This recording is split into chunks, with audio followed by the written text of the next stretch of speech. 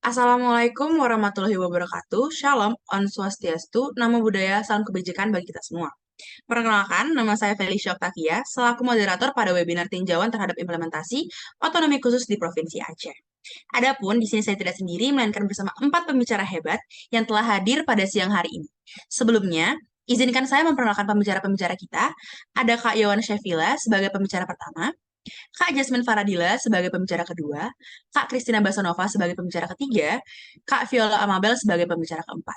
Serta tak lupa selamat siang kepada para penonton yang telah bersedia untuk menyaksikan webinar yang akan kami sajikan pada siang hari ini.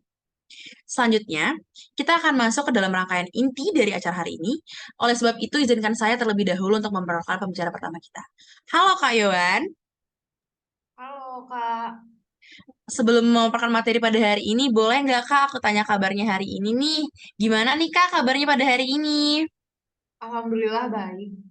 Kayaknya udah siap banget nih untuk memaparin materi hari ini ya. Iya, siap-siap. Oke, untuk waktu dan layar saya persilahkan. Baik, terima kasih moderator. Izinkan saya memaparkan materi tentang keistimewaan secara sosiokultural dari Provinsi Aceh. Secara sosiokultural, dinamika Aceh disifatkan oleh pula hubungan ideologis dan dialektis antara adat dan agama Islam. Norma-norma adat yang hidup dan berkembang dalam masyarakat Aceh yang hid- dalam masyarakat Aceh sangat dipengaruhi oleh nilai-nilai Islam. Eksistensi Islam tidak hanya sekedar sejarah, namun telah menjadi the way of life bagi masyarakat Aceh sejak lama. Islam sebagai agama universal telah ditransformasikan ke dalam ideologi kehidupan masyarakat. Hal ini membuat Islam telah berubah sebagai agama rakyat secara mendalam pula mempengaruhi hubungan sosial dan tingkah laku masyarakat Aceh. Oleh karenanya, masyarakat Aceh menempatkan adat dan agama Islam pada kondisi yang tidak dapat dipisahkan atau kembar.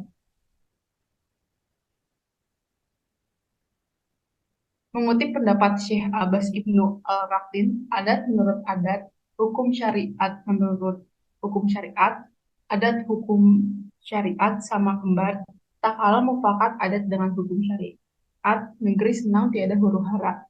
Dari pendapat tadi, memberi petunjuk masyarakat Aceh mempunyai aturan-aturan yang ditandai atas ditopang oleh ajaran-ajaran agama Islam. Apabila dirunut ke belakang, latar belakang sejarah telah membentuk karakteristik masyarakat Aceh penuh dengan nuansa keislaman.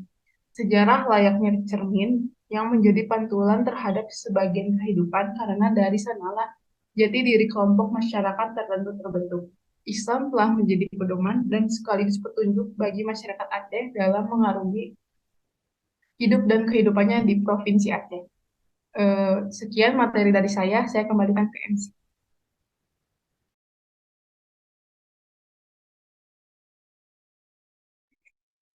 Terima kasih Kak Yowan atas pemaparannya. Wah, menarik banget nih pemaparan materi tentang keistimewaan secara sosiokultural dari Provinsi Aceh. Tapi, masih ada 3 materi lagi nih yang belum kita bahas pada webinar hari ini.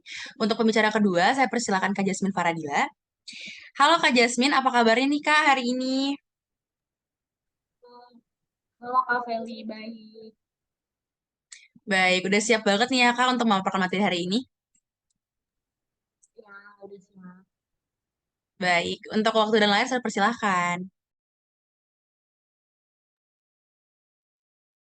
Baik, terima kasih kepada moderator. Jadi di sini saya akan membahas tentang materi mengenai latar belakang politik di belakang pemberian otonomi khusus pada Provinsi Aceh. Di sini pemberian otonomi khusus kepada Provinsi Aceh diwarnai oleh berbagai kebebasan politik, penolakan, perbedaan pendapat, serta tidak menerimanya campur tangan oleh pihak luar.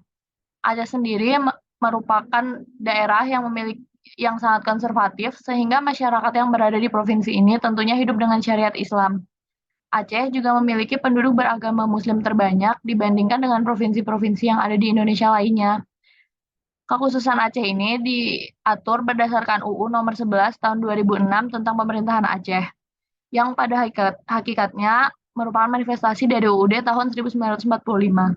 Negara mengakui dan menghormati satuan-satuan pemerintahan daerah yang bersifat khusus atau bersifat istimewa yang diatur dengan undang-undang. Berdasarkan Undang-Undang Pemerintahan Aceh, sebagai daerah khusus saat ini sudah memiliki 26 kewenangan khusus. Dengan demikian, otonomi seluas-luasnya pada dasarnya bukanlah sekadar hak, Tetapi lebih dari itu, yaitu merupakan kewajiban konstitusional untuk dimanfaatkan sebesar-besarnya bagi kesejahteraan di Aceh. Oleh karena itu, Aceh terdapat dua sebutan, yaitu daerah istimewa dan daerah khusus.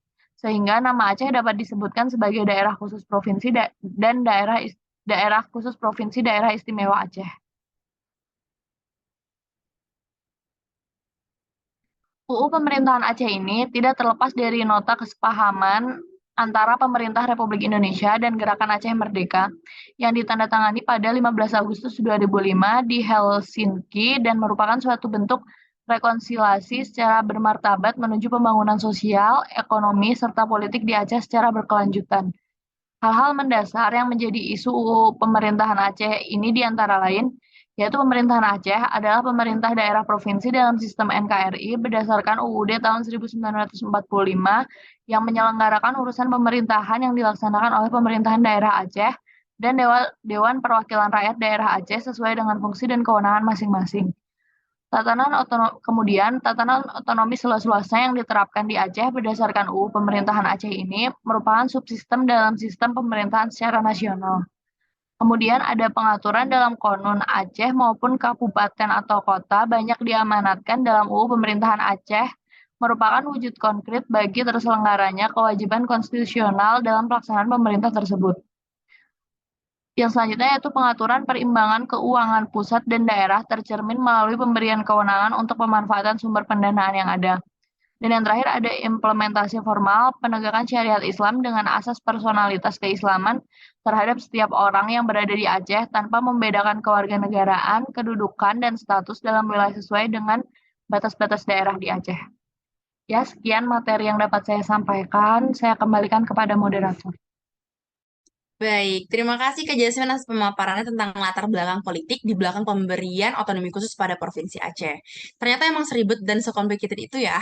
Para peserta para peserta-peserta pastinya juga ikutan makin penasaran dong tentang Provinsi Aceh. Maka dari itu, kita lanjut kepada pembicara ketiga kita dengan Kak Kristina Basanova. Halo Kak Kristina Basanova. Sorry. Halo Kak Kristina, apa kabarnya nih siang Halo, ini? baik. Sudah siap belum nih Kak kira-kira untuk memaparkan materi ketiga kita pada hari ini? Sudah siap. Baik, kalau begitu waktu di layar saya Eh, persilahkan.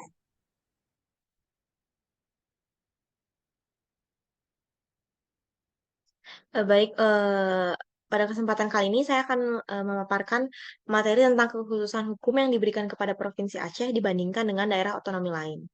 Yang pertama itu ada pada sistem hukum syariat Islam di Aceh. Sebagai daerah yang pernah menjadi sebuah kerajaan besar, Aceh mempunyai tatanan hukum untuk mengatur kehidupan dalam masyarakat.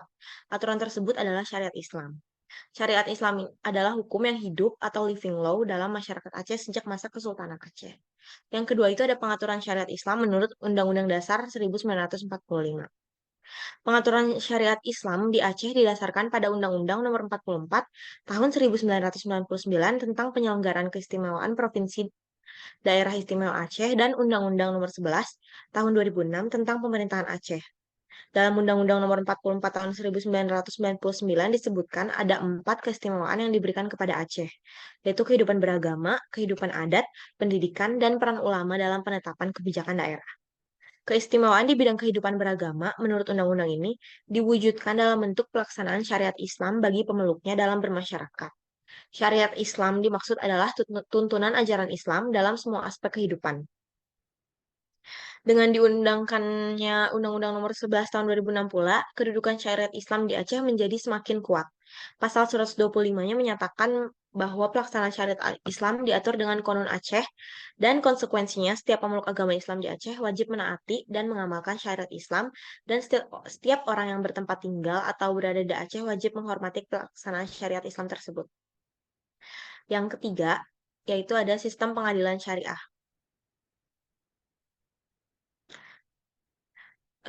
Dengan telah adanya syariat Islam di Aceh dan telah diberlakukan secara khusus, yaitu dengan keluarnya Undang-Undang Nomor 11 Tahun 2006, maka secara yuridis, syariat Islam tersebut menjadi hukum positif bagi masyarakat Aceh. Karena syariat Islam telah mengatur semua aspek kehidupan bermasyarakat dan bernegara secara kafah. Hukum yang berlandaskan syariat Islam ini sudah merupakan hukum positif bagi masyarakat Aceh yang beragama Islam. Apabila masyarakat melakukan pelanggaran syariat Islam atau pelanggaran-pelanggaran hukum lainnya, seperti melakukan perbuatan jinayah, maka bagi masyarakat Aceh yang beragama Islam akan diperiksa dan diadili perkaranya oleh Mahkamah Syariah, bukan oleh pengadilan negeri lagi, yaitu pengadilan selaku pelaksana kekuasaan kehakiman dalam lingkungan peradilan agama yang merupakan bagian dari sistem peradilan nasional. Dengan diberlakukannya Undang-Undang Pemerintahan Aceh, hampir semua kewenangan pengadilan negeri dalam hal memeriksa dan mengadili perkara pidana dan perdata akan dialihkan ke Mahkamah Syariah, terutama bagi para terdakwa dan para pencari keadilan yang beragama Islam. Mahkamah Syariah Provinsi langsung menggantikan fungsi wewenang pengadilan agama menjadi wewenang Mahkamah Syariah. Wewenang Pengadilan Tinggi Agama menjadi wewenang Mahkamah Syariah Provinsi. Hal ini sesuai dengan Keputusan Presiden Republik Indonesia Nomor 11 Tahun 2003. Pengalihan fungsi dan wewenang pengadilan itu sejalan dengan amanat Undang-Undang Nomor 18 Tahun 2001 tentang otonomi khusus bagi Provinsi Daerah Istimewa Aceh sebagai Provinsi Nanggroe Aceh Darussalam. Berdasarkan undang-undang ini, Mahkamah Syariah dijadikan sebagai peradilan syariat Islam dengan kewenangan absolut, meliputi seluruh aspek syariat Islam yang pengaturannya ditetapkan dalam bentuk konon. Sekian materi yang dapat saya sampaikan pada kesempatan kali ini. Selanjutnya saya kembalikan kepada moderator. Terima kasih Kak Kristina atas pemaparannya. Waduh, materi tentang kekhususan hukum yang diberikan kepada Provinsi Aceh dibandingkan dengan daerah otonomi lain itu ternyata banyak banget ya. Menarik banget nih info-info yang udah kita dapetin dari tadi. Tapi jangan bosan dulu nih para penonton karena bakal ada satu materi terakhir yang akan kita sampaikan sebelum menutup webinar kita pada hari ini. Untuk itu kita sambut the last but not least pembicara terakhir kita, Kak Viola Amabel. Halo Kak Viola, apa kabarnya nih Kak hari ini? Halo, alhamdulillah baik. Masih tetap semangat ya Kak walaupun pembicara terakhir. Semangat dong. Oke, baik kalau begitu daripada nunggu lebih lama lagi, saya persilakan waktu dan layar. Ya, sebelumnya terima kasih kepada moderator. Izinkan saya untuk memaparkan materi mengenai tinjauan kekhususan dan keistimewaan Provinsi Aceh terhadap konstitusi. Sebagai provinsi yang memiliki otonomi khusus, Aceh diberikan hak untuk mengatur dan mengurus sendiri sebagian besar urusan pemerintahan seperti dalam bidang keagamaan, adat istiadat, pendidikan, dan lain-lain. Kekhususan ini diatur dalam Undang-Undang Nomor 11 Tahun 2006 tentang Pemerintahan Aceh dan Undang-Undang Nomor 18 Tahun 2001 tentang otonomi khusus bagi Provinsi Aceh. Namun, kekhususan dan keistimewaan Aceh tersebut harus tetap berada dalam batasan yang ditetapkan oleh UUD 1945 dan tidak boleh bertentangan dengan konstitusi. Dalam konteks ini, sejumlah ketentuan dalam UUD 1945 harus tetap dihormati dan ditaati, seperti hak asasi manusia, supremasi hukum, dan persatuan dan kesatuan bangsa. Selain itu, Mahkamah Konstitusi memiliki kewenangan untuk menguji keabsahan kebijakan dan peraturan daerah yang dihasilkan oleh pemerintahan Aceh. Apabila dianggap bertentangan dengan UUD 1945, dalam hal ini kekhususan dan keistimewaan Aceh harus dijalankan dengan prinsip-prinsip keberpihakan kepada rakyat dan menjaga integritas teritorial dan persatuan Indonesia. Sebagai bagian dari NKRI, Provinsi Aceh harus berkontribusi dan memperkuat persatuan bangsa Indonesia dalam rangka mewujudkan cita-cita negara yang merdeka, bersatu, berdaulat, adil, dan makmur. UU Nomor 18 Tahun 2001 tentang otonomi khusus bagi daerah istimewa Aceh pada prinsipnya mengatur kekhususan kewenangan pemerintahan di Provinsi Aceh yang berbeda dari kewenangan pemerintah daerah lainnya, sebagaimana yang diatur dalam UU Nomor 22 Tahun 1999 tentang pemerintahan daerah dan UU Nomor 25 Tahun 1999 tentang perimbangan keuangan antara pemerintah pusat dan daerah. Hal mendasar dari UU ini adalah yang pertama, pemberian kesempatan yang lebih luas untuk mengatur dan mengurus rumah tangga sendiri, termasuk sumber-sumber ekonomi, menggali dan memberdayakan sumber daya alam dan sumber daya manusia. Yang kedua, ada menumbuh kembangkan prakarsa, kreativitas, dan demokrasi, meningkatkan peran serta masyarakat, menggali dan mengimplementasikan tata bermasyarakat yang sesuai dengan nilai luhur kehidupan masyarakat Aceh. Yang ketiga, memfungsikan secara optimal Dewan Perwakilan Daerah Provinsi NAD dalam memajukan penyelenggaraan pemerintahan di Provinsi NAD. Dan yang keempat, ada mengaplikasikan syariat Islam dalam kehidupan bermasyarakat. Untuk melaksanakan berbagai kewenangan dalam rangka kekhususan, pemerintah pusat membuka peluang untuk meningkatkan penerimaan pemerintah provinsi NAD, termasuk kemungkinan tambahan penerimaan selain yang telah diatur dalam UU ini. UU ini menempatkan titik berat pelaksanaan otonomi khusus provinsi NAD pada kabupaten dan kota atau nama lain secara proporsional. Kekhususan ini merupakan peluang provinsi NAD untuk melakukan penyesuaian seperti struktur, susunan, pembentukan, dan penamaan pemerintahan daerah di tingkat lebih bawah agar sesuai dengan jiwa dan semangat berbangsa dan bernegara, namun tetap hidup dalam nilai-nilai luhur masyarakat Aceh.